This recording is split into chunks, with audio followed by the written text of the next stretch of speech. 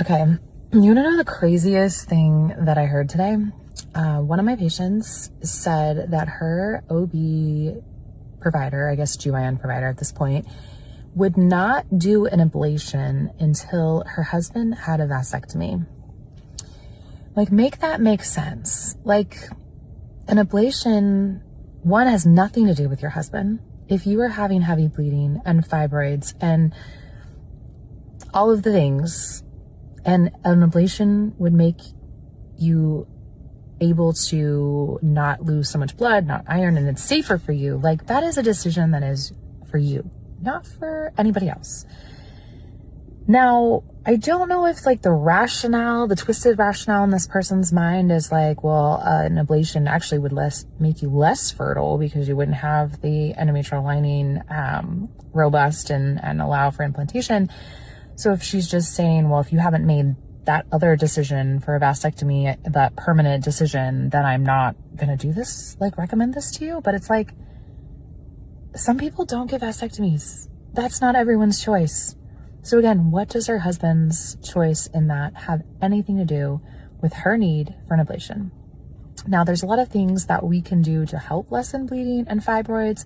I posted a little bit of showing you about metabolites and how certain metabolites are more proliferative. And so looking deeper at estrogen metabolites can definitely be a piece. But like in this story, this person actually then got birth control instead of actually addressing like the root cause of why she was heavy bleeding.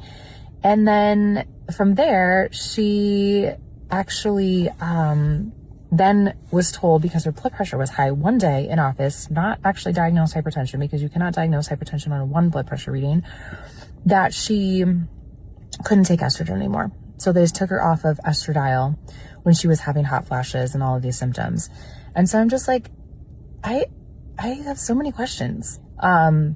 But also, let's do something about the blood pressure instead of just say, oh, we're going to take you off our estrogen birth control and put you on a progesterone-only birth control, which is one, less effective. And honestly, those progestins are actually worse than anything that we have because they're not actually real progesterone. So lots of thoughts, but we're getting her on the right path. But yeah, so if you're just that person that's like, oh my goodness, I've been told a crazy thing like that, or my provider is not listening to me and I still don't feel well and I feel like my hormones are a mess and I'm having symptoms and people are just saying, oh, your only option is birth control. Like, birth control is not the answer for menopause or perimenopause. Birth control might be the answer if you're looking for preventing pregnancy. But if that is not your goal, and your goal is to have a, balanced, symptoms as far as, preventing the hot flashes, not having vaginal dryness, and all of those things that come with hormones, and oral progesterone is great for anxiety, like all of these things. So but progestins don't do that. So fixing all of the pieces that are part of, when our hormones start to decline, sometimes only get worse with oral contraceptives that are your typical oral contraceptives. So find a provider that will listen to you. Sorry, this is a long video, but if you're still with me, please, reach out if you have questions about hormones and need, directed to a provider. Our team can definitely help evaluate you.